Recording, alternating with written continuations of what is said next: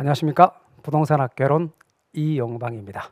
자, D-30 모의고사 해설을 시작해 보도록 하겠습니다. 자, 먼저 1번부터 보도록 할게요. 토지의 용어와 관련된 설명으로 옳은 것은 모두 몇 개냐. 자, 옳은 것을 고르는 겁니다. 옳은 걸 고르는 문제로서 기억에 나지는 토지에 건물이나 그 밖에 정착물이 없고 공법상 및 사법상의 제한이 없는 토지를 말한다. 낮이는 공법상 규제는 있어요. 사법상의 제한이 없는 거죠. 그래서 공법상의 규제는 있다. 기억은 틀린 겁니다. 니은의 소지는 대지 등으로 개발되기 이전의 자연 상태로서의 토지를 말한다. 원래 상태의 토지를 말하는 거죠. 맞습니다. 니은은 맞는 얘기예요. 디귿의 획지는 인위적, 자연적, 행정적 조건에 따라 다른 토지와 구별이 되는 가격 수준이 비슷한 일단의 토지를 말한다. 이게 획지에 관한 얘기죠. 그래서 디귿은 맞는 얘기가 되겠습니다. 니을의 후보지는 택지 지역, 농지 지역, 임지 지역 내에서 용도 전환이 이루어지고 있는 토지를 말한다. 이렇게 택지 지역 내에서 주상공이, 농지 지역 내에서 전답과 수원이, 임지 지역 내에서 용재림과 신타림이 바뀌는 건 이행지죠. 내에서 바뀌는 것. 택지 지역, 농지 지역, 임지 지역 상호 간에 바뀌는 게 후보지인 거죠. 그래서 니을은 이행지에 관한 이야기입니다. 미음의 포락지는 지적 공부에 등록된 토지가 물에 침식되어 수면 밑으로 잠긴 토지를 말한다. 맞는 얘기죠. 그래서 맞는 것 3개가 되겠습니다. 3번이요. 자, 그 다음 2번 가시죠.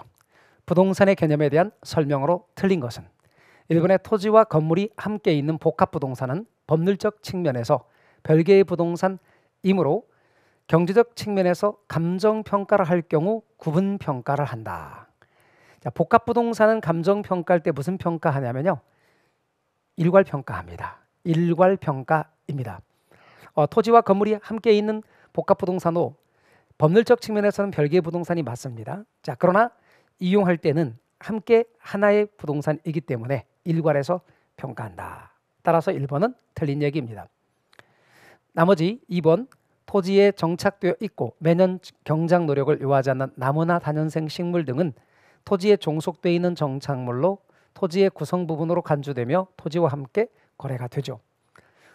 세 번째, 임목 등기가 되지 않은 수목이라도 명인 방법을 갖춘 때에는 독립한 물건으로 거래의 객체가 될 수 있습니다. 네 번째, 판잣집, 컨테이너 박스, 가식 중인 수목 등은 부동산의 정착물로 취급되지 않고 동산으로 취급되므로 토지 소유자의 소유권이 인정되지 않으며 부동산 매매 시에 포함되지 않는 것이 일반적입니다. 다섯 번째, 부동산을 자산, 자본, 생산 요소, 소비재, 상품 등으로 접근하는 것은 부동산의 경제적 개념에 해당된다고 보겠습니다. 그러므로 정답은 1번이겠네요.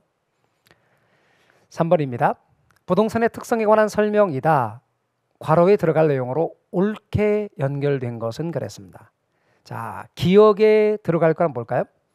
자, 인근 지역과 유사 지역의 분류를 가능하게 하고 임장 활동과 지역 분석의 근거가 되는 건 부동성이죠.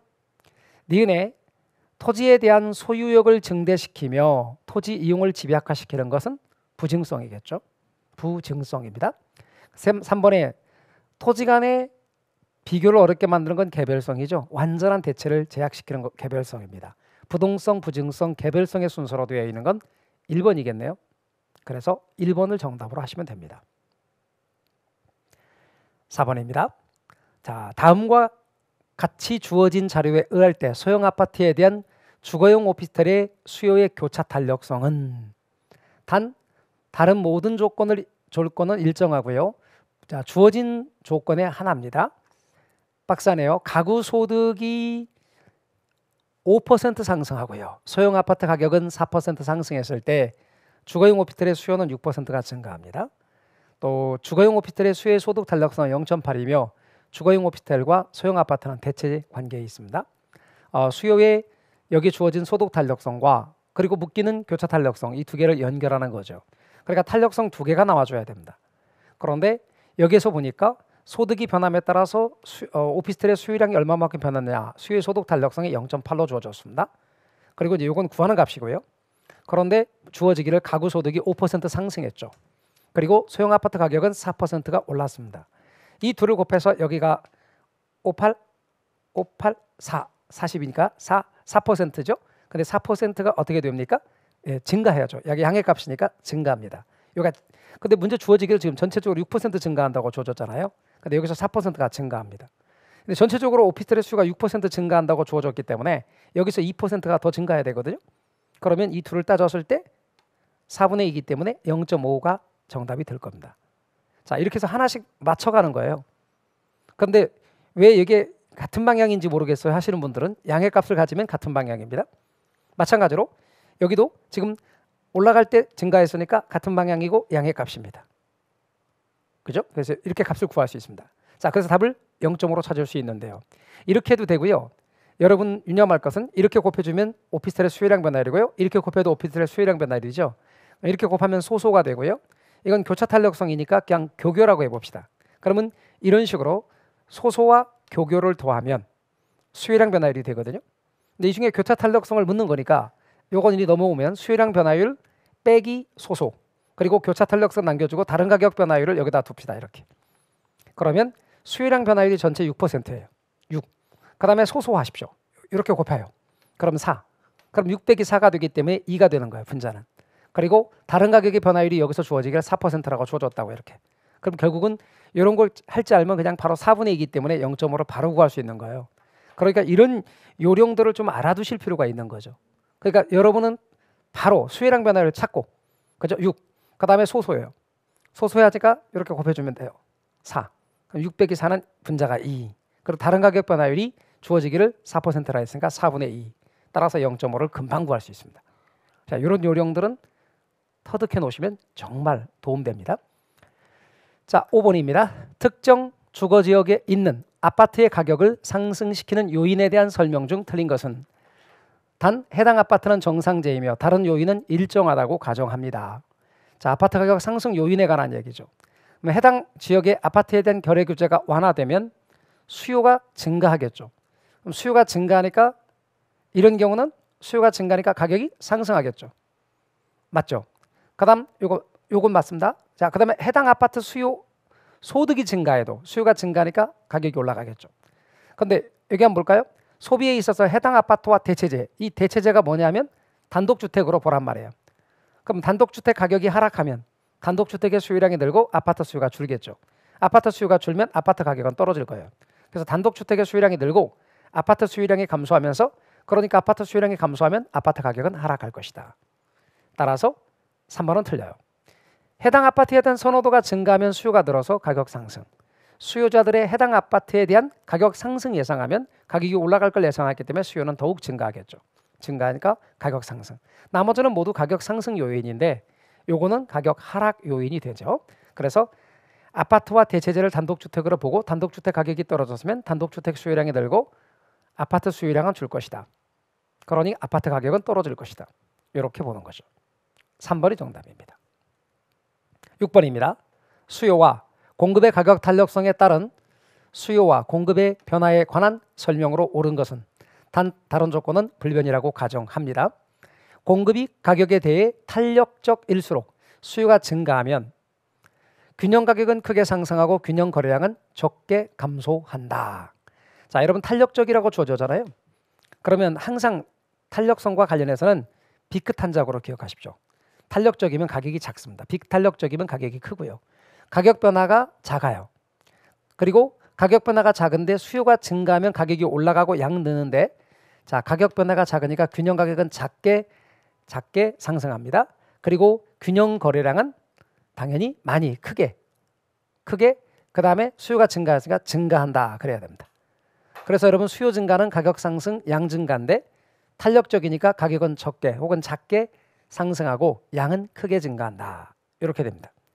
그 다음 두 번째 수요가 가격에 대해 탄력적, 비탄력적입니다. 그럼 비탄력적일 때는 비끗한작이라고 그랬죠. 비탄력일 때 가격이 많이입니다. 근데 공급이 증가하면 가격이 하락하고 양이 드는데 균형 가격은 많이 하락하죠. 그래서 크게 하락하고 균형 거래량은 작게 증가한다. 작게 증가합니다. 자, 그 다음 3번입니다. 공급이 가격에 대해 비탄력적일수록 자, 비탄력적입니다. 비탄력이면 가격은 많이, 양은 적겠죠. 자, 그러면 이제 가격은 비끗한작이니까 비탄력일 때 가격이 크죠. 자, 그럼 가격은 크겠는데 수요가 감소했어요. 수요가 감소하면 가격이 하락해야죠. 근데 가격이 하락할 때 비탄력이니까 가격은 크게 하락하고 그다음에 균형 거래량은 적게 감소한다. 이렇게 해줍니다. 자, 그다음에 4번입니다. 공급이 가격에 대해서 완전히 비탄력이면 완전 비탄력이면 수요 곡선은 수직이죠. 공급 곡선이 수직이죠. 그 상태에서 수요가 증가하면 가격만 상승하고 균형 거래량은 변하지 않는다. 맞는 얘기죠. 5번입니다. 수요가 가격에 대해 완전 탄력적이면 완탄입니다. 공급이 증가하면 균형 가격만, 자, 여러분 균형 가격은 변함이 없죠. 그 상태에서 균형 가격은 변함이 없고 균형량만 증가한다. 그러니 4번을 정답으로 해야 되겠죠. 자, 이런 관계 연습 잘 하셔야 됩니다. 자, 그 다음 7번으로 갑니다. 부동산 경기 변동에 대한 설명으로 틀린 것은 1번의 부동산 경기 변동이란 부동산 시장이 일반 경기 변동처럼 상승과 하강 국면이 반복되는 현상을 말합니다. 2번의 부동산 경기 변동은 순환, 추세, 계절, 무작위 변동으로 나타나는데 무작위 변동을 불규칙 변동이라고 합니다. 세 번째, 부동성이라는 자연적 특성으로 인하여 부동산 경기는 도시마다 달리 변동하고 같은 도시라 하여도 그 도시 내의 지역에 따라 각각 다른 변동 양상을 보이게 되는 것이죠. 그래서 3번도 맞는 이야기가 됩니다. 4번의 부동산 경기는 일반 경기에 비하여 민감하게 대응하지 못하나 통상적으로 주거용 부동산의 경기 변동이 일반 경기와 역순환을 보인다. 그러니까 일반 경기와 상공업용 부동산 경기는 일치하고 주거용 부동산 경기는 역순환을 보인다. 따라서 역순환 관계입니다. 맞고요. 5번의 상향시장의 직전입니다. 회복시장이겠죠. 그럼 회복시장에서의 거래 사례 가격은 현재 시점인 상향시장에서 볼 때는 가격이 올라가고 있기 때문에 이전 거는 하한이 되는 경향이 있다. 그래서 5번이 틀린 이야기가 됩니다. 그래서 정답은 5번이 되겠죠. 됐습니까? 자, 그 다음 8번으로 건너갑니다. 8번입니다. 자, 임대용 부동산의 수요 함수가 이렇게 생겼습니다. 1차 함수인데요. 이렇게 생긴 거예요. 자, 그랬을 때 주어져 있는데 이 경우 임대사업자가 임대료 수입을 극대화하기 위한 임대용 부동산의 임대료는 단 P는 임대료이고 단위는 10,000원이며 QD는 수요량이고 역시 단위는 제곱미터입니다. 그리고 X축은 수량이고 Y축은 임대료입니다. 주어진 조건의 하남. 여러분 그런 그림 아시죠? 우하향의 선분으로 되어 있는 수요곡선에서는 수요곡선 한가운데 점에서 탄력성 값이 1이고 기업의 총수입은 극대가 된다. 우리 그런 거예요. 따라서 이걸 그림으로 그려보려고요. 여기를 제로로 두면 Q값은 400입니다. 그렇죠? 이번엔 Q를 제로로 둡니다. 그럼 P값은 요걸 0으로 두게 되면 3분의 2P는 400입니다. 그럼 이제 여기다가 P값을 구하려면 2분의 3을 곱하는 거죠. 그럼 거꾸로 곱해주면 600이 되어지죠. 자, 그렇다면 P값은 600이고 Q값은 400이 됩니다. 다시요. 0으로 두면 Q가 400이고 Q를 0으로 두면 P값은 600이니까 그걸 연결하면 이렇게 된다 그 말이죠. 이 그림에서 한가운데 점을 찾게 되면 이 한가운데 점이 되겠습니다. 그러면 이 한가운데 점이라면 선을 그으면 여기가 300이고 여기가 200이 되겠죠. 그렇지 않습니까? 그랬을 때 그 절반이 되어지는 점에서 임대료는 얼마가 된다? 300입니다. 그러니까 요령으로 가면 여러분 Q를 제로로 두세요. 이렇게 Q를 제로로 두면 이걸 0으로 두면 P값이 600이 나온단 말이에요. 이렇게 0으로 두면 P값은 600이다 그 말이에요. 그럼 P값이 600인데 그것의 절반값이니까 따라서 300이 답이다 그 말이죠. 그래서 여러분 그때 극대화되기 위한 임대료는 300이 된다. 그냥 무조건 그렇게 하시면 돼요. 다시요. Q값을 0으로 둬라. 이걸 0으로 둬라. 그리고 이 값을 구한다. 그러면 3분의 2P는 이렇게 400이다. 그러면 2분의 3을 양쪽에 곱해주면 P만 남죠. 그럼 2분의 3을 곱해주면 3, 42, 1200을 3으로 나눴더니 이렇게 여기 2분의 3이니까 참 2로 나눴다면 600이 됐다. 그러면 1200을 2로 나누면 600이니까 그것의 절반. 왜 절반이라고 그랬어요? 여기가 600이고 그것의 절반이니까. 따라서 300이 정답이 되는 겁니다. 그래서 정답은 그냥 300만 원을 답하시면 됩니다. 우리 이런 유형의 시험에 실제 나왔던 거 아닙니까? 그죠? 연습하시면 금방 됩니다. 자, 그 다음에 이제 9번으로 갈까요? 부동산 시장의 효율성에 관한 설명으로 옳은 것은 그랬습니다. 1번의 약성 효율적 시장은 정보가 완전하고 모든 정보가 공개되어 있으며 정보 비용이 없다는 완전 경쟁 시장의 조건을 만족한다. 이걸 만족하는 시장은 강성효율적 시장이거든요. 그래서 1번의 경우는 틀린 겁니다. 강성효율적 시장에 관한 이야기입니다. 2번의 약성효율적 시장의 개념은 중강성 효율적 시장의 성격을 모두 포함하고 있다. 바뀌었습니다. 중강성 효율적 시장은 약성 효율적 시장의 개념을 포함하고 있다. 이렇게 바꿔야 됩니다. 3번의 강성 효율적 시장에서는 정보를 이용하여 초과이익을 얻을 수 없습니다. 없다. 어떤 정보로도 초과이익을 얻을 수 없어요. 네 번째, 특정 투자자가 얻는 초과이윤이 이를 발생시키는 데 소요되는 정보 비용보다 크면 할당 효율적 시장이 아니다. 정보 가치하고 정보 비용과의 관계를 따져야 됩니다. 정보 가치하고 비용이 같다면 할당 효율적 시장인데 정보 가치가 정보 비용보다 크면 할당 효율적 시장이 아닙니다. 그러니 4번은 맞다. 5번의 부동산 시장은 주식 시장이나 일반적인 재화 시장보다 더 불완전 경쟁입니다만 할당 효율적 시장이 될 수 있다. 그럼에도 불구하고 할당 효율적 시장이 될 수 있습니다. 정보 가치와 비용이 같기만 하면 할당 효율적 시장이 될 수 있다. 정보 가치와 비용이 같다면 할당 효율적 시장이 될 수 있다. 그러므로 정답은 4번이 되겠습니다. 10번입니다. 주거분리와 여가가정에 관한 설명으로 옳은 것은 그랬는데요. 1번의 하향여가는 고소득층 주거지역에서 주택의 개량을 통한 가치상승분이 주택의 개량 비용보다 큰 경우에 발생한다. 자, 여러분 유념할 것은 이렇게 고소득층 주거지역에서 개량 비용이 가치상승분보다, 즉 가치상승분이 개량 비용보다 크면 집을 수리해요. 그래서 주거분리가 나타나요. 주거분리가 나타납니다. 이런 경우 가치상승분보다 주택의 개량 비용이 큰 경우에 하향여가가 나타나죠. 그러니까 하향여가는 바뀌었습니다. 주택의 개량을 통한 가치상승분보다 주택의 개량 비용이 큰 경우에 하향여가가 발생합니다. 틀린 거예요. 2번의 주택의 여가가정이 원활하게 작동한다면 신규 건설의 촉진을 통해서 모든 소득계층의 주거 수준 향상이 가능할 수도 있다. 그러니까 여가가정이 원활하게 작동하면 신규 건설이 촉진하게 되고 그래서 모든 소득계층의 주거 수준이 다 같이 올라가는 그런 현상이 나타나게 될 수 있습니다. 그러니까 10번의 2번은 맞는 말이에요. 주택의 여가가정이 원활하게 작동하게 한다면 결국은 신규 건설이 촉진하게 되고 새로운 주택을 지어야 될 테니까 그러면 결국은 뭐예요? 모든 소득계층의 주거 수준 향상이 가능할 수도 있다.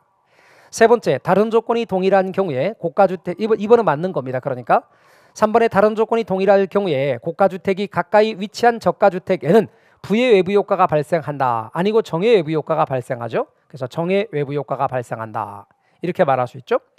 4번의 주거분리 현상은 도시지역에서만 발생하고 도시와 지리적으로 인접한 근린지역에서는 발생하지 않는다. 아니 도시지역에서도 발생하고 지리적으로 인접한 근린지역에서도 발생한다. 그래서 도시 전체적으로도 나타나고 지리적으로 인접한 근린지역에서도 발생한다는 것 알아두십시오. 5번의 민간주택 시장에서 불량주택이 발생하는 것은 시장 실패를 의미한다. 민간주택 시장에서 불량주택이 발생하는 것은 효율적인 자원 배분의 결과입니다. 시장 실패가 아니라 효율적인 자원 배분의 결과이다. 이렇게 말할 수 있습니다. 그러므로 2번을 정답으로 해야 돼요. 11번입니다. 어느 지역에 신도시 개발 사업이 진행된다는 정보가 있다. 다음과 같이 주어진 조건 하에서 합리적인 투자자가 최대한 지불할 수 있는 이 정보의 현재 가치는 단 주어진 조건의 하나입니다. 여러분 신도시 개발 예정지 인근에 일단의 토지가 있다. 2년 후에 도심에 신도시가 개발될 가능성은 40%로 알려져 있다. 2년 후에 해당 지역에 신도시가 개발이 되면 A 토지의 가격은 5억 4,450만 원이고 개발되지 않으면 2억 4,200만 원으로 예상된다. 투자자의 요구 수익률은 연 10%다. 이렇게 되어 있습니다. 자, 여러분 아시다시피 우리 개발정보 현재 가치를 구하려면 불확실성화 현재 가치, 확실성화 현재 가치에서 불확실성화 현재 가치를 빼는데 자, 개발될 경우는 5,445 여기 5억 4,450만 원입니다. 그리고 그게 개발 가능성은 40%로 알려져 있고요. 플러스 개발되지 않았을 때는 2억 4,200만 원이고 개발되지 않을 가능성은 60%입니다. 이게 이제 기대값이니까 요거를 현재 가치 해야 되죠. 나누기 1 플러스 요구 수익률은 10%입니다. 그런데 2년 후 얘기이기 때문에 제곱이 들어갑니다. 자, 이것을 계산을 해야 됩니다. 그럼 여러분은 이 값을 계산을 해보면 3억 원이 나옵니다. 1.21로 나눠주면 이렇게 됩니다. 여러분 이 계산기를 근본에 한 번에 사용하는 방법은요. 5억 4,450만 원 곱하기 0.4 그리고 계산기 메모리 하는 게 기능이 n 플러스입니다. n 플러스 2억 4,200만 원 곱하기 0.6 n 플러스 mr. 그럼 이제 위에 게 계산된 겁니다. 그리고 나누기 1.1 나누기 1.1 두 번 해주시면 요 값이 나옵니다. 자, 그 다음 확실성의 현재 가치는요 5억 4,450만 원 나누기 1.1의 제곱입니다. 그러니까 5억 4,450만 원 나누기 1.1 나누기 1.1 해주시면 4억 5천만 원이 나올 겁니다. 이 차이 빼내시면 개발정보 현재 가치 1억 5천만 원을 답을 구할 수 있네요. 그런데 이것을 이렇게 1억 5천만 원을 구할 수도 있지만 이렇게 구할 수도 있습니다. 여러분 요령이 개발될 경우 가치에서 개발 안 될 경우 가치를 빼요. 일단 개발될 경우에서 개발 안 될 경우를 빼라고요. 그리고 나서 개발 안 될 확률 요거 곱했어요. 나누기 1 플러스 요구식률에 1년 거는 1승 2년 거는 2승이에요. 자, 개발될 경우 가치하고 개발되지 않을 경우 가치 차이를 빼라고요. 그냥 그 다음에 곱하기 개발 안 될 확률이 60%니까 될 확률이 40% 되지 않을 확률 60% 곱하시고 나누기 1.1의 제곱으로 나눠요. 1.1의 제곱으로 나누니까 두 번 해요. 그러면 값이 바로 한 번에 계산으로 끝날 수 있다 그 말입니다. 이렇게 금방 한 번에 답을 구할 수 있는 요령입니다. 자, 그 다음에 12번으로 건너갑니다. 부동산 시장에 관한 설명으로 틀린 것은 1번의 부동산 시장의 특징 중 하나는 특정 지역에 다수가 아니라 소수의 판매자와 소수의 구매자가 존재한다는 것이죠. 1번은 틀린 것이 되겠습니다. 그래서 1번을 정답으로 하셔야 됩니다. 나머지의 경우는 간단한데요. 부동산 시장에서는 수요와 공급의 불균형으로 인해 단기적으로 가격 형성이 왜곡될 가능성이 있겠습니다. 세 번째, 부동산의 개별성이란 특성에도 불구하고 부동산 시장은 자원 배분의 기능을 수행합니다. 시장의 기능이죠. 네 번째, 부동산 시장은 국지성의 특징이 있기 때문에 지역의 특성에 제약하여 가격이 형성되며 지역마다 서로 다른 가격이 형성되겠습니다. 다섯 번째, 부동산 시장은 지역의 경제적, 사회적, 행정적 변화에 따라 영향을 받으며 수요, 공급도 그 지역 특성에 영향을 받게 됩니다. 지문 하나하나 내용 다 알아두시기 바랍니다. 1번이 정답. 13번으로 건너갑니다. 지대론에 관한 설명으로 틀린 것은 1번 리카도는 토지의 비옥도의 차이 및 비옥한 토지의 한정, 수학자매 법칙 작용을 지대 발생 원인으로 보았습니다. 1번 맞는 이야기가 되죠. 잘 알아두십시오. 2번입니다. 마르크스의 절대지대설에 따르면 토지 소유자는 최일등지에 대해서 지대를 요구할 수 없다. 마르크스는 절대지대설이 토지 소유자의 요구로 말미암아 지대가 발생한다는 거예요. 그러니까 토지 소유자가 요구하면 최일등지인 한계 지역에서도 지대는 발생할 수 있다. 따라서 여러분 2번은 틀린 겁니다. 3번의 튠넨의 위치지대설에 따르면 생산물의 가격과 생산비가 일정하다면 지대는 수송비에 의해서 결정되며 수송비와 생산비가 일정하다면 지대는 생산물 가격에 의해서 좌우됩니다. 그래서 튠넨에 의하면 지대는 수송비와 반비례한다. 거리가 멀수록 수송비가 많이 들기 때문에 그만큼 지대로 지불할 몫이 작아져서 지대가 수송비가 많이 드는 곳은 지대가 낮고 수송비가 적게 드는 곳일수록 지대가 높으니까 지대는 수송비에 반비례한다. 이렇게 말할 수 있습니다. 네 번째, 위치지대설에서 지대 함수는 중심지에서 거리가 멀어짐에 따라 지대가 점점 감소하는 함수입니다. 그래서 여러분 방금 전에 말씀드렸던 것처럼 지대는 수송비에 반비례한다는 이야기를 이렇게 표현할 수 있습니다. 다섯 번째, 아론소의 입찰지대 이론에 의하면 지대는 기업주의 정상 이윤과 투입 생산비를 지불하고 남은 잉여에 해당하며 토지 이용자에게는 최대 지불 용이액이라고 할 수 있다. 가장 높은 지대를 지불하는 이용자에게 토지가 할당된다는 얘기죠. 2번이 정답 되겠습니다. 자, 14번을 보겠습니다. 14번은요. 상권에 관한 이론을 설명한 것으로 틀린 것은 그랬는데요. 자, 1번의 크리스탈러의 중심지 이론에서 중심지가 성립하기 위한 요건은 대상 점포에 대한 최소의 거치의 범위보다 재화의 도달 범위가 넓어야 된다. 재화의 도달 범위가 최소의 거치보다 더 넓어야만 중심지가 성립할 수 있는 것이죠. 두 번째, 레일리 법칙에 의하면 두 중심지 사이에 위치하는 소비자에 대하여 두 중심지가 미치는 영향력의 크기는 두 중심의 크기에 비례하고 거리 제곱에는 반비례한다. 이렇게 봤습니다. 그래서 레일리의 법칙인 것이죠. 3번의 허프는 소비자가 특정 점포를 이용할 확률은 소비자와 점포와의 거리, 경쟁 점포 수, 그리고 점포 면적이죠. 의에 의해서 결정된다라고 보았습니다. 그래서 3번의 경우도 맞는 이야기입니다. 4번의 넬슨은 특정 점포가 최대 이익을 얻을 수 있는 매출액을 확보하기 위해서는 어떤 장소에 입지해야 하는지를 제시했는데 점포 입지 8가지 원칙을 이야기를 했죠. 맞습니다. 5번의 컨버스는 소비자들의 특정 상점의 구매를 설명할 때 실측거리, 시간거리, 매장 규모와 같은 공간 요인뿐 아니라 효용이라는 비공간 요인도 고려하였다. 이거는 컨버스가 아니라 허프입니다. 허프의 이론이라는 것 잊지 마시기 바랍니다. 그래서 5번을 정답으로 하셔야 됩니다. 자, 15번으로 건너갈게요. 시장 실패의 원인에 대한 설명으로 틀린 것은 그랬습니다. 1번 거래 쌍방 간의 정보의 비대칭성 및 불확실성은 시장 실패의 요인으로 작용합니다. 누구는 우수한 정보를 갖고 있고 누구는 우수하지 못한 정보를 갖고 있을 경우 시장은 실패하죠. 두 번째, 부의 외부 효과가 존재하는 경우에는 시장 실패가 초래되나 정의 외부 효과의 경우는 시장 실패가 나타나지 않는다. 아닙니다. 부의 외부 효과의 존재도 시장 실패를 야기하고 정의 외부 효과도 시장 실패를 야기하는데요.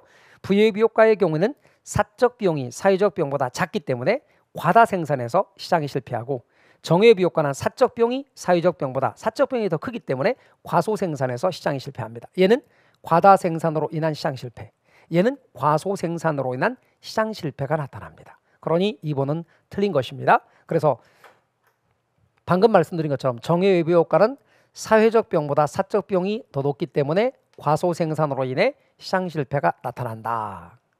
이렇게 알고 계셔야 됩니다. 2번 틀린 거예요. 3번의 불완전 경쟁의 존재는 시장 실패의 원인이 되며, 네 번째, 규모의 경제가 존재하면 독과점 시장이 형성되므로 시장 실패가 초래되고, 다섯 번째는 도로나 공원 같은 공공재는 무임승차자 문제를 야기해서 시장 실패의 요인으로 작용하게 됩니다. 그러니 정답은 2번. 16번입니다. 정부의 부동산 시장에 대한 직접 개입 유형에 해당하는 것을 모두 고르면, 임대료 보조는요 간접적 개입입니다. 공영개발사업은 직접적 개입이 맞습니다. 공공임대주택 정책도 직접적 개입에 해당되고요.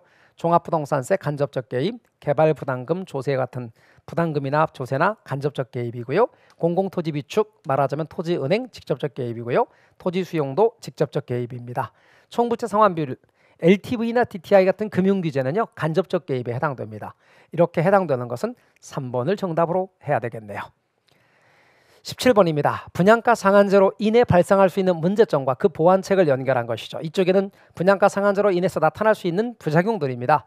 분양주택의 질이 하락할 수 있고, 분양주택의 배분 문제가 나타나며, 신규주택 공급량이 주는 문제, 신규주택 공급량 역시 주는 문제, 분양 프리미엄이 유발되는 문제들이 있는데, 이 분양주택의 질 하락 문제는 어떻게 해야 돼요? 분양가 상한제의 기본 건축비를 좀 현실화해서 높여주는 거예요. 그래야만 품질 조화 문제를 어느 정도 막을 수 있고, 또 분양주택의 배분 문제는요 주택청약제도를 잘 통해서 분양 문제를 해결해야 이 부족한 주택의 경우를 배분하는, 또 합리적으로 배분하는 그런 제도적인 보완이 될 수 있고요.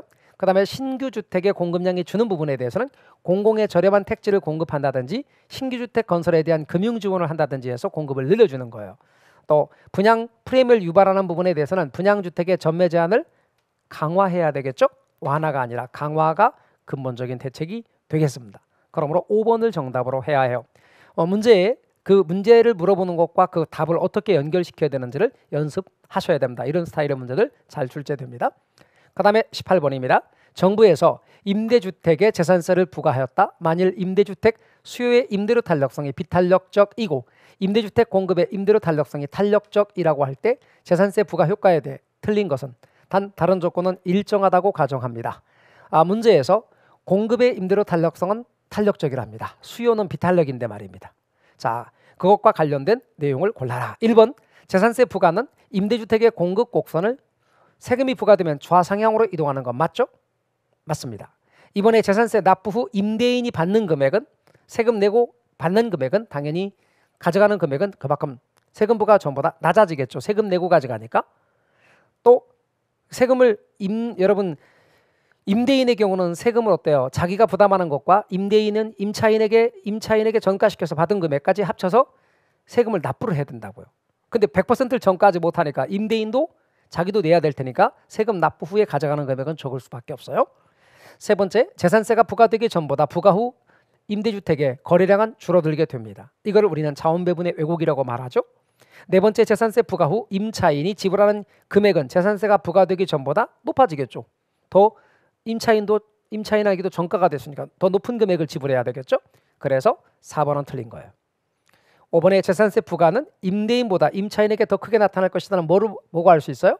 수요가 비탄력이래잖아요. 수요가 비탄력이면 비탄력적인 쪽에 세금은 크죠. 비크, 탄작, 요게 조세 부담에도 비크, 탄작, 비탄력일 때 크고 탄력적일 때 작고.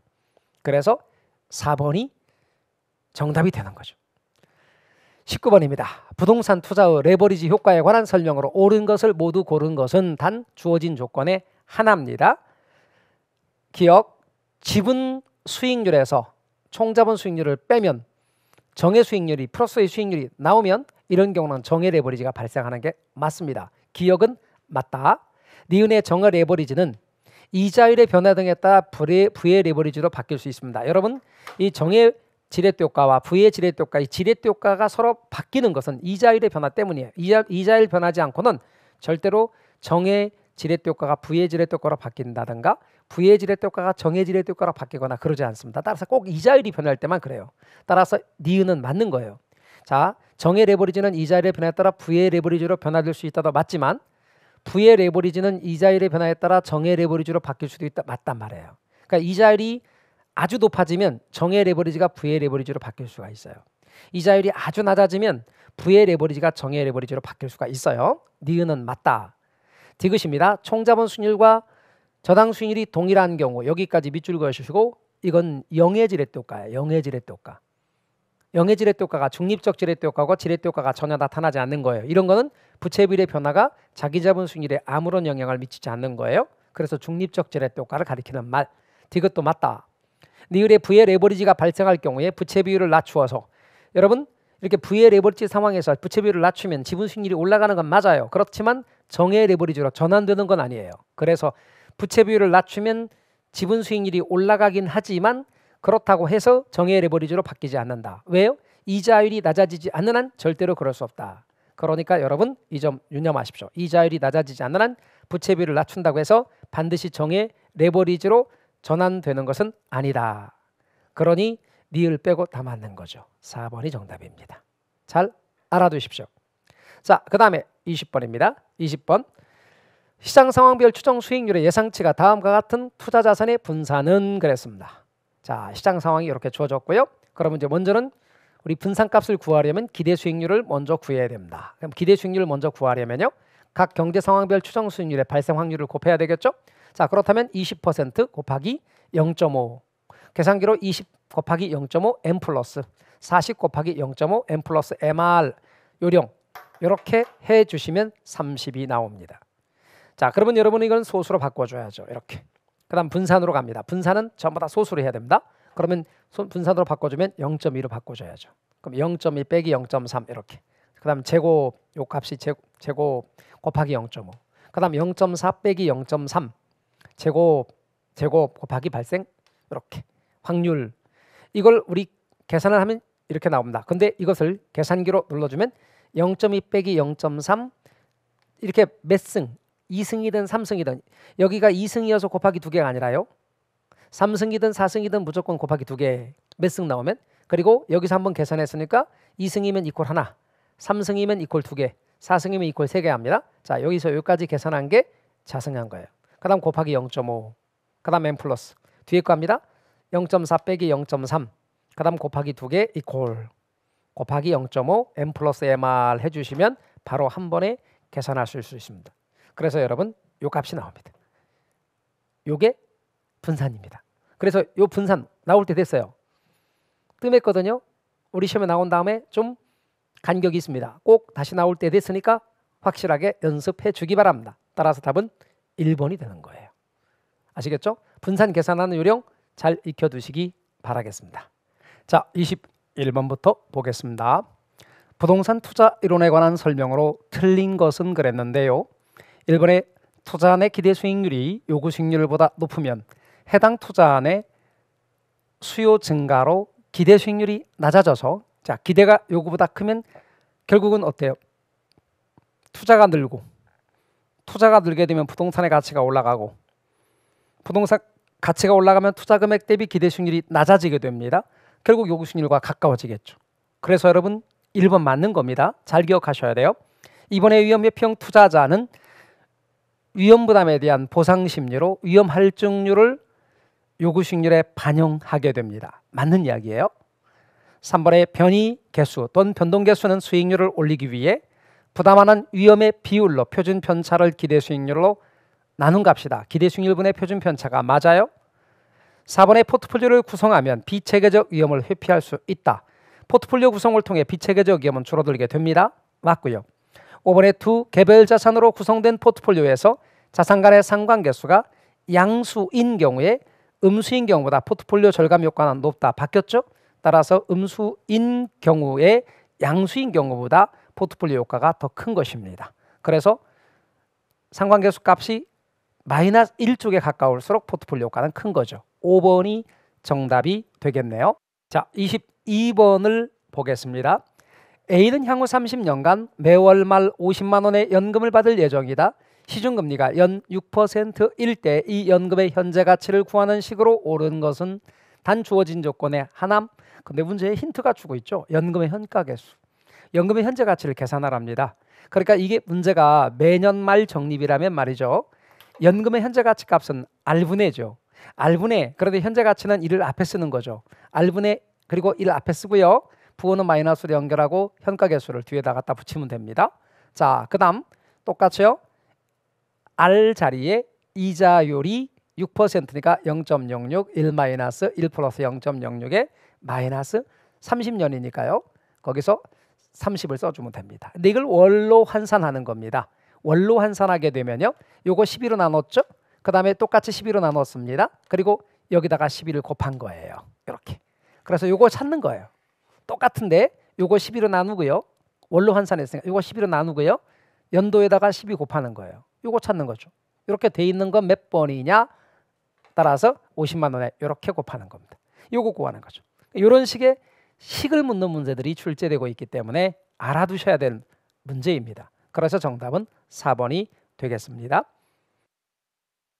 자, 23번입니다. 부동산 투자 분석 기법에 관한 설명으로 옳은 것은 1번의 투자 규모가 상이한 투자안에서 수익성 지수가 큰 투자안이 수년제 가치도 크다. 아니죠. 투자 규모가 서로 다른 투자안에서 수익성 지수가 크다고 할지라도 수년가는 오히려 수년가가 작을 수도 있는 겁니다. 그러니까 이거는 1번은 틀린 거예요. 이번에 수년제 가치법과 수익성 지수법에서는 화폐의 시간 가치를 고려하죠. 우리 화폐의 시간 가치 고려하는 게 뭐였어요? 순순의 현, 순순의 현 따라서 고려한다. 따라서 고려한다고 하셔야 됩니다. 자, 그 다음에 세 번째, 수익성 지수가 1보다 크면 수년가는 0보다 큰 거죠. 따라서 3번은 맞는 이야기입니다.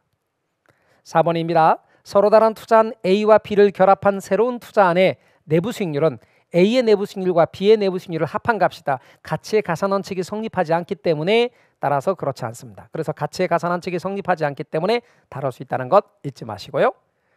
5번에 투자안마다 단일의 내부 수익률만 대응된다. 아니고 복수의 내부 수익률이 존재할 수 있습니다. 그래서 여러분 내부 수익률의 경우는 복수의 내부 수익률이 존재할 수도 있다. 그러하므로 정답은 3번이 되겠네요.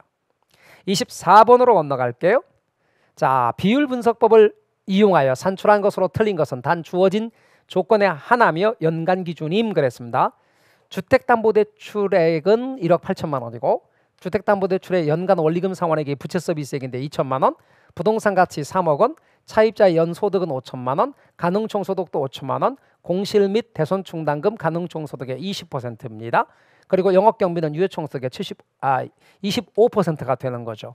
자, 그럼 순서대로 우리 가능총소득에서부터 가능총소득 5천만 원입니다. 공실 및 대손 충당금 1천만 원인데 5천만 원의 20%이기 때문에 1천만 원입니다. 빼내면 유효총소득은 4천만 원이 되고요.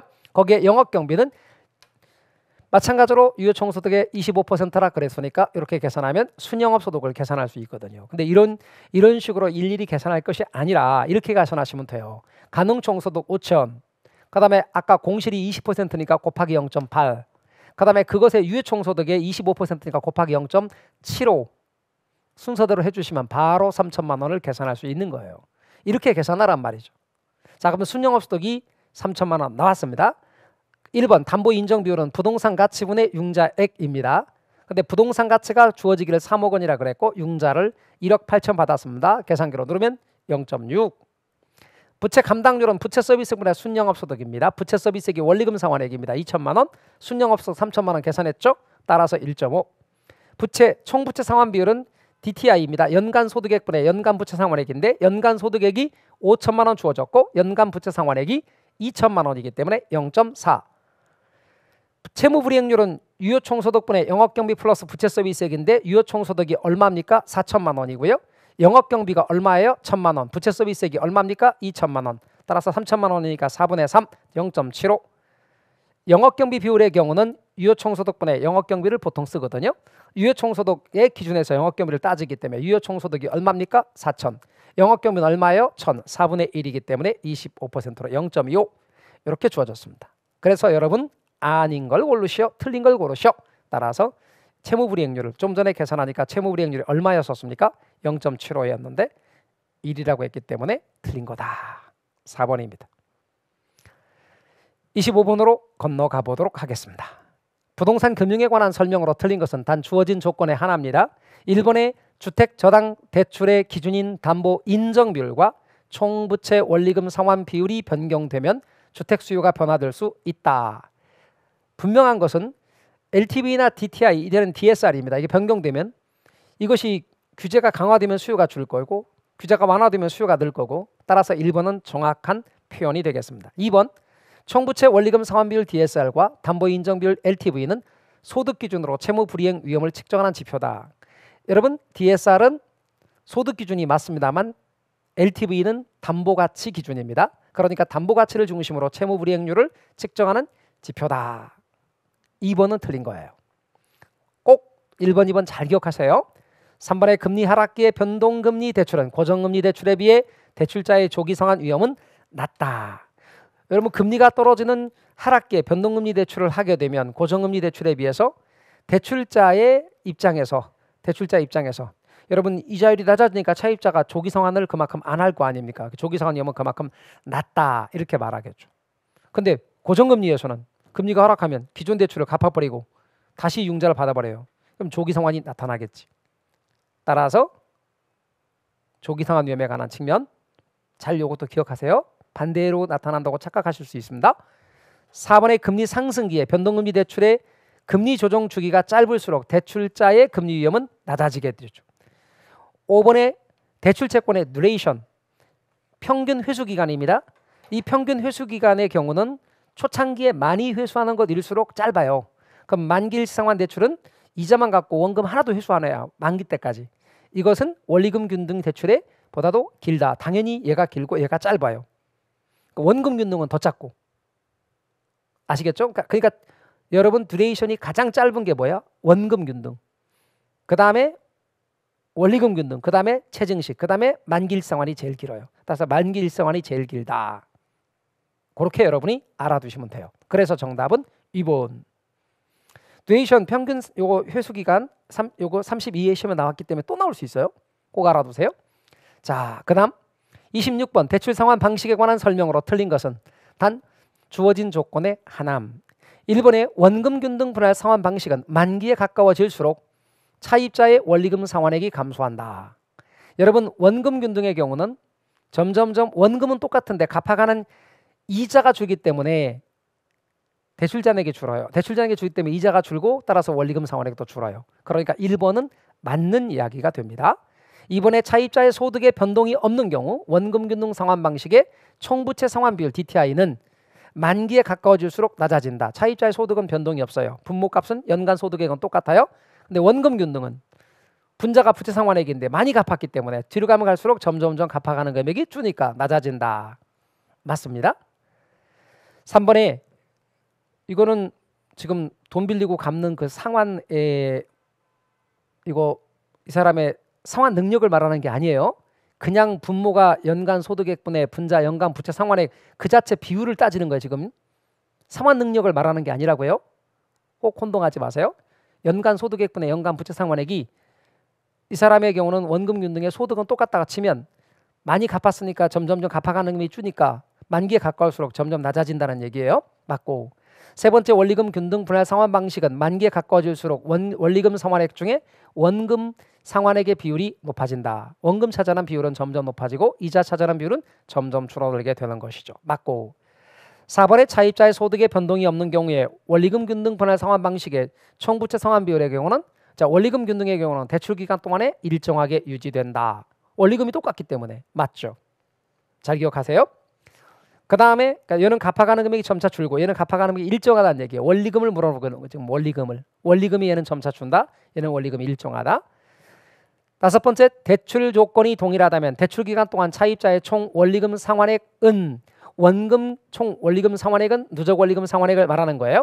원금 균등 방식이 원리금 균등 방식보다 크다. 원금 균등이 원리금 균등보다 작습니다. 이자가 얘가 더 훨씬 커요. 제가 이자가 작기 때문에 누적 원리금 상환액, 총 원리금 상환액은 결국 작다. 따라서 5번이 정답이 됩니다. 이것과 똑같은 말 누적 원리금 상환액입니다. 그래서 5번을 정답으로 하셔야 돼요. 27번으로 건너가겠습니다. 갑은 아파트를 구입하기 위해 A은행으로부터 연초에 3억 원을 대출받았습니다. 갑이 받은 대출의 조건이 다음과 같을 때 대출금리와 2회차 상환해야 될 원금은 원리금 균등 방식입니다. 자, 그러면 여러분 여기 주어진 자료에서 대출받은 금액이 3억 원이니까 3억 곱하기 저당상수 이렇게 하면 39, 27, 2,700만 원 나왔죠? 거기서 원금을 빼내면 이자를 구할 수 있습니다. 자, 이렇게 해서 방금 900만 원을 빼내시면 1,800이 이자가 나오는데 3억 원에 1,800입니다. 그러면 1,800 나누기 3억 원 하면 이자율이 나옵니다. 6%. 자, 그러면 금리는 6%가 나왔습니다. 그리고 2회차 상환될 원금을 계산하는 요령을 제가 이야기해 드렸습니다. 여러분은 언제나 원금 회수율을 계산할 때 저당상수 빼기 이자율 그러란 말이에요. 저당상수 빼기 이자율. 얘 빼기 얘. 그러면 그게 원금 회수율이란 말이에요. 그런데 9%에서 6%, 0.09에서 0.06을 빼요. 이렇게. 자, 빼요. 이렇게. 이게 원금 회수율이란 말이에요. 이렇게 곱해주면 이건 1년차, 1회차 때 원금, 1회차 원금이란 말이에요. 그런데 이 금액을 1년 후로 한 번 더 보내는 거지. 2년차 때 원금이니까. 그런데 일시불의 내가계수 원리와 똑같기 때문에 1을 써줘요. 그 다음에 곱하기 1 플러스 0.06이니까 1.06을 한 번 더 곱하는 거지. 1 플러스 0.06. 앞에 1은 원금 때문에 뒤에 6%는 0.06은 이자율이란 말이에요. 이러면 이게 바로 이원금이라고 따로 다 계산할 거 없어요. 그냥 이렇게 하면 돼. 그래서 여러분은 계산기로 해봐요. 0.09 빼기 0.06 곱하기 1.06 금액을 제일 나중에 누르면 한 번에 954만 원을 순식간에 계산할 수 있어요. 이런 식으로 여러분 답하시면 금방 답을 찾아낼 수 있다. 2번이에요. 이런 유형의 문제가 앞으로 계속 나와요. 연습을 해놓으셔야 됩니다. 그 다음 28번으로 건너가십니다. 부동산 투자회사법상 부동산 투자회사에 관한 설명으로 옳은 것은 1번 자기관리 부동산 투자회사의 설립자본금은 3억 원 이상으로 한다. 얼마예요? 자기관리 부동산 투자회사는 5억 원. 그 다음에 자기관리 부동산 투자회사의 자산 운용 전문 인력으로 상근하는 공인중개사는 해당 분야에 3년 이상 종사한 사람이라야 된다. 아니 5년인 거죠. 3번에 최저자본금 준비기간이 지난 위탁관리 부동산 투자회사의 자본금은 얼마 이상 돼야 돼요? 50억 이상이죠. 위탁관리 부동산 투자회사는 해당 연도 이익 배당 한도에 이익을 초과하는 배당할 수 있다. 여러분 배당할 때 우리 초과 배당할 수 있다요, 없다요? 있다. 따라서 해당 연도 이익을 초과해 배당할 수 있습니다. 초과 배당 가능합니다. 4번 맞다. 5번 최저자본금 준비기간이 끝난 후에는 매 분기말 현재 총자산의 100분의 80 이상이 부동산이어야 한다는 게 아니라 100분의 70 이상이 부동산이어야 되고요. 정확하게 말하면 100분의 80 이상이 부동산 관련 증권 및 현금으로 구성해야 됩니다. 그중에 100분의 70은 부동산이어야 되고요. 그래서 최저자본금 준비기간이 끝난 후에 매 분기말 현재 총자산의 100분의 80 이상이 부동산 관련 증권 및 현금으로 구성해야 된다. 그중에 100분의 70 이상은 부동산이어야 된다. 이렇게 이야기를 알아두시면 되겠습니다. 그러니 정답은 4번입니다. 잘 알아두십시오. 자, 그 다음 29번으로 건너갑니다. 부동산 증권에 관한 설명으로 틀린 것은 여러분 MBB입니다. MBB, 저당담보부 채권. MBB의 투자자는 채무불이행 위험을 부담한다. 투자자가 아니라 발행자죠. B자 붙은 건 죄다 발행자입니다. 그러니 1번 잘 기억하셔야 됩니다. MPTS 2번. 지분형 증권이고 유동화기관의 부채로 표기되지 않습니다. 왜? 이거는 지분형이거든. 따라서 지분형 같은 경우는 발행자가 말하자면 발행을 한 거예요. 따라서 투자자가 지분권을 가지고 있는 형태이기 때문에 부채로 표기되지가 않습니다. 3번 MPTV의 투자자는 조기성환위험을 부담하게 되고요. 투자자가 조기성환위험을 부담합니다. 원리금 수취권을 투자자가 가지거든요. 그러니까 조기성환위험도 투자자가 부담하고. 그 다음에 4번의 한국주택금융공사는 유동화증권의 발행을 통해서 자본시장에서 정책 모기지 재원을 조달합니다. 그래서 그 돈 가지고 대출을 하고 그렇습니다. 그래서 보금자리론이라든가 이런 거 있어요. 그런 것들이 전부 다 저 재원에서 나타나는 것이죠. 그 다음에 금융기관은 주택저당 증권 MBS를 통해 유동성 위험을 감소시킬 수 있습니다. 다시 말씀드리면 유동화를 통해서 돈이 들어오기 때문에 유동성이 풍부해지고 그래서 유동성 위험이 줄어들게 된다. 그 이야기입니다. 따라서 29의 정답은 1번입니다. 30번으로 건너갑시다. 자, 옳은 걸 모두 고른 것입니다. 30번입니다. 옳은 걸 모두 고른 것은 기억, 부동산 개발업의 관리 및 육성에 관한 법률상 부동산 개발은 토지를 건설공사의 수행 또는 형질 변경의 방법으로 조성하는 행위나 건축물의 건축, 대수선, 리모델링 또는 용도를 변경하거나 공작물을 설치하는 행위를 말하며 시공을 담당하는 행위는 제외된다. 기억은 정확하게 맞습니다. 니은의 흡수율 분석은 수요 공급 분석을 통하여 대상 부동산이 언제 얼마만큼 시장에서 매각 또는 임대될 수 있는지를 파악하는 것이 맞습니다. 흡수율 분석입니다. 그래서 니은도 맞는 이야기가 되겠습니다. 디귿입니다. 혼합 방식은 개발 전의 면적, 등급, 지목 등을 고려하여 개발된 토지 소유자에게 재분배하는 건 혼합 방식이 아니라 환지 방식이 되겠네요. 따라서 얘는 환지 방식입니다. 기억과 니은은 맞고 얘는 환지 방식으로 바꿔줘야 됩니다. 니을의 개발권 양도자는 일정하게 주어진 개발 허용 한도 내에서 해당 지역의 토지 이용 규제로 인해 사용하지 못하는 부분을 다른 지역에게 양도할 수 있는 개발권을 양도할 수 있도록 하는 것이니까 맞습니다. 고로 정답은 3번이 되겠네요. 31번으로 건너갑시다. 부동산 관리와 생애주기에 관한 설명으로 틀린 것은 1번 재산관리란 그랬습니다. 부동산의 운영 수익을 극대화하고 자산가치를 증진시키기 위한 임대차 관리 등의 일상적인 건물의 운영 및 관리뿐 아니라 자 여기요. 부동산 투자의 위험관리와 프로젝트 파이낸싱 등의 업무를 하는 것, 이 부분이요. 이거는 자산관리에 해당됩니다. 앞쪽은 재산관리, 뒷부분은 자산관리. 따라서 여러분 1번 기억하셔야 되고요. 이것도 조금 정리를 해 놓으실 필요가 있는 부분입니다.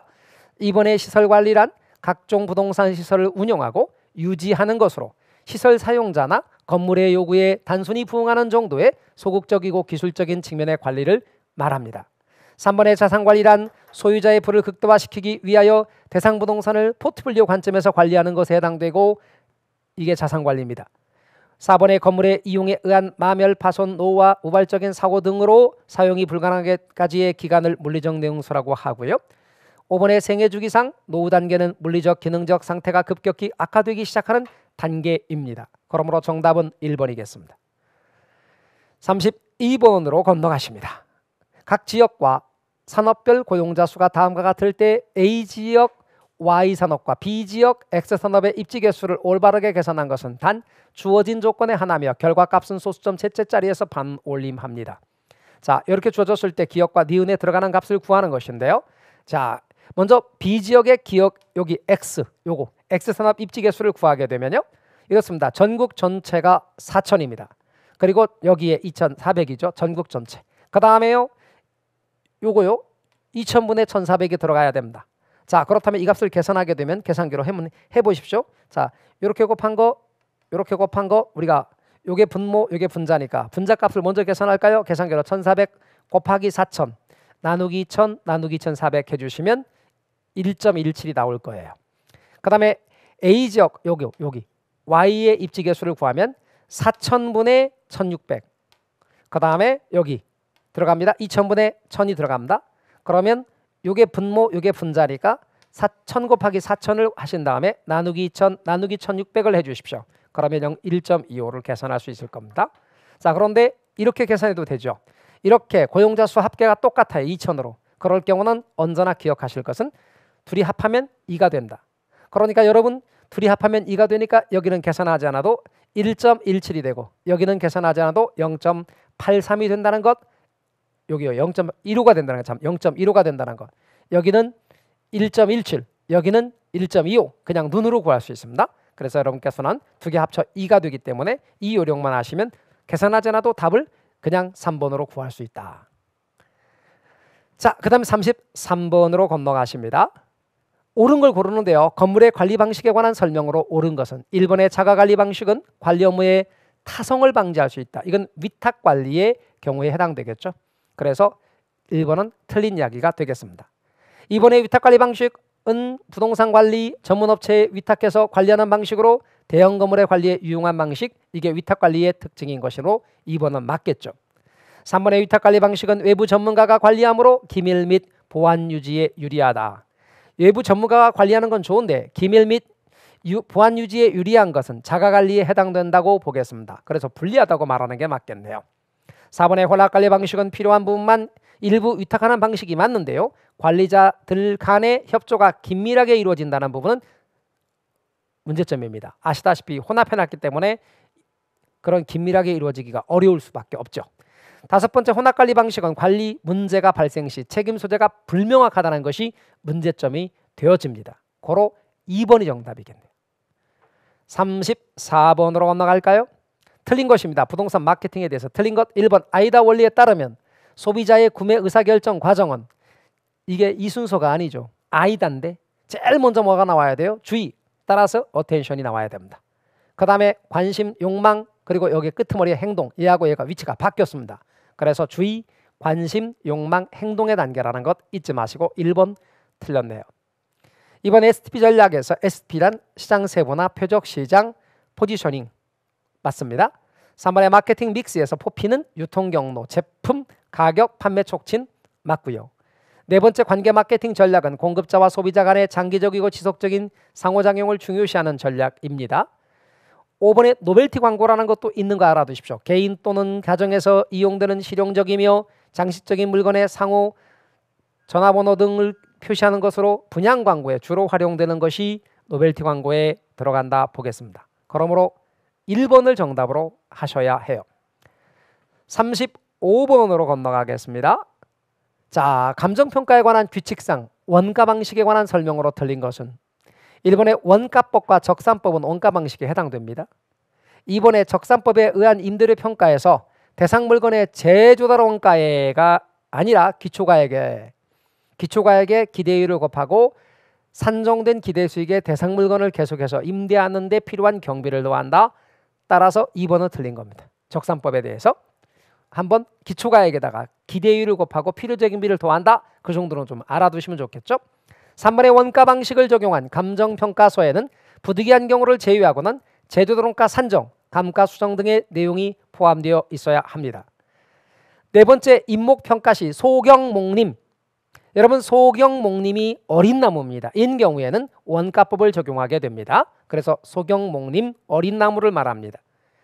5번의 선박평가 시 본래의 용도의 효용가치가 있으면 선체 기관 의장별로 구분한 후에 각각 원가법을 적용하게 됩니다. 건건선항은 원가법이죠. 그렇게 한다는 것도 알아두십시오. 좀 세분해서 정리해 볼 수 있습니다. 2번이 정답이 되겠네요. 36번으로 건너가도록 하겠습니다.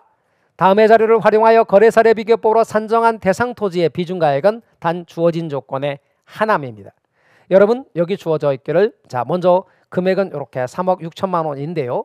면적 비교를 해보게 되면 대상 토지는 이렇게 되고 사례 토지는 이렇게 되니까 면적 비교처럼 120분의 100입니다. 아니 120분의 130입니다. 참. 그래서 여러분께서는 면적 비교치가 120분의 130 그대로 쓰시면 되고 자 그 다음에 쭉 내려와서 지가 변동률은 상업지역의 4%니까 시점 수정치는 1.04가 되겠습니다. 지역 요인은 똑같으니까 할 거 없고 개별 요인은 거래사례에 비해 2% 우세하니까 1.02가 되겠습니다. 개별 요인 비교치 1.02 그러니까 상승식으로 한단 말은 전부 곱합니다. 자 3억 6천 곱하기 130 나누기 120 이렇게 합니다. 곱하기 130 나누기 120 그리고 곱하기 1.04 곱하기 1.02 이렇게 순서대로 해주면 끝입니다. 그래서 금액을 4억 1,371만 2천 원으로 구할 수 있겠네요. 그래서 이게 정답이 되겠습니다. 그러니 정답은 4번을 정답으로 하셔야 됩니다. 37번으로 건너갑니다. 감정평가에 관한 규칙 상의 용어의 정의로 틀린 것은 1번의 가치 형성 요인이란 대상 물건의 경제적 가치에 영향을 미치는 일반 요인, 지역 요인, 개별 요인 등을 말합니다. 2번의 동일 수급권은 대상 부동산과 대체 경쟁 관계가 성립하고 가치 형성에 서로 영향을 미치는 관계에 있는 다른 부동산이 존재하는 권역을 말하며 인근 지역과 유사 지역을 포함합니다. 맞죠? 세 번째 거래 사례 비교법이란 대상 물건과 가치 형성 요인이 같거나 비슷한 물건의 거래 사례와 비교하여 대상 물건의 현황에 맞게 사정 보정 시점 수정, 가치 형성 요인 비교 등의 과정을 거쳐 대상 물건의 가액을 산정하는 평가 방법입니다. 네 번째 감가수정. 여러분 감가수정은 길다라고 하지 마시고 제가 감가는 빼는 거라고 그랬어요. 공제하고 여러분 공제하는 거 빼는 거예요. 차감하는 겁니다.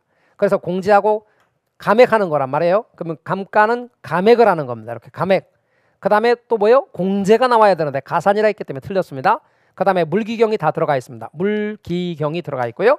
그 다음에 기준 시점 들어가 있습니다. 여기가 공제라고 해야 됩니다. 그러니 4번은 틀렸어요. 가산 아닙니다. 공제입니다.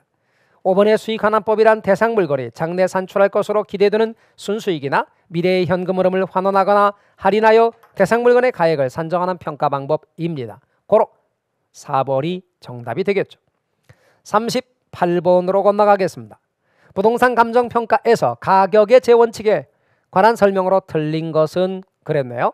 1번의 기여의 원칙은 부동산의 각 구성 요소가 각각 기여하여 부동산 전체 가격이 형성된다는 원칙입니다. 1번 맞죠? 2번의 균형의 원칙은 구성 요소의 결합에 대한 내용으로 균형을 이루지 못하는 과잉 부분은 원가법 적용할 때 기능적 감가로 처리합니다. 3번의 예측 및 변동의 원칙은 부동산의 현재보다 장래의 활용 및 변화 가능성을 고려한다는 점에서 수익환원법의 토대가 될 수 있는 겁니다. 네 번째 변동의 원칙은 재화의 가격이 그 가치 형성 요인의 변화에 따라 달라지는 것으로 부동산의 가격도 사회적, 경제적, 행정적 요인이나 부동산 자체가 가지는 개별적 요인에 따라 지속적으로 변동한다는 것을 강조하는 것이 변동의 원칙이겠습니다. 다섯 번째 대체의 원칙은 부동산의 가격도 경쟁에 의해 결정되며 경쟁이 있으므로 초과인이 소멸되고 대상 부동산은 그 가격에 적합한 가격을 갖게 된다는 원칙, 요건 경쟁의 원칙이 되겠네요. 5번이 정답이 되겠습니다. 39번으로 건너가겠습니다. 다음의 자료를 활용하여 직접 환원법으로 산정한 대상 부동산의 수익가액은 단 연간 기준이며 주어진 조건의 하남입니다. 가능 총소득은 7,200만 원이고요. 공실 및 대손 충당금은 가능 총소득의 10%입니다. 유지 수선비는 수선 유지비는 가능 총소득의 5%가 되겠군요. 이렇게 곱해주면 3,600만 원이 되겠습니다. 아니요, 360만 원이 참 되겠습니다. 요거 계산을 7,200만 원 곱하기 0.0을 해서 360만 원을 계산해 냈습니다. 그 다음에 보험료, 화재보험료 포함됩니다. 재산세도 영업경비에 포함됩니다만 영업소득세 포함되지 않습니다. 부채서비스세도 포함되지 않습니다. 개인 업무비도 포함되지 않습니다. 자, 그러면 우리는 이제 유효총소득 먼저 계산합시다. 가능총소득 7,200만 원 곱하기 여기에 0.9. 그 다음에 여기에 나머지 그 영업경비를 합산해 봅시다. 이렇게 합산을 전부 다 합니다. 그럼 합산해 보면 영업경비 모두 합산해 보면 1,160만 원이 나왔습니다. 그걸 빼요. 그러면 순영업소득이 구해집니다.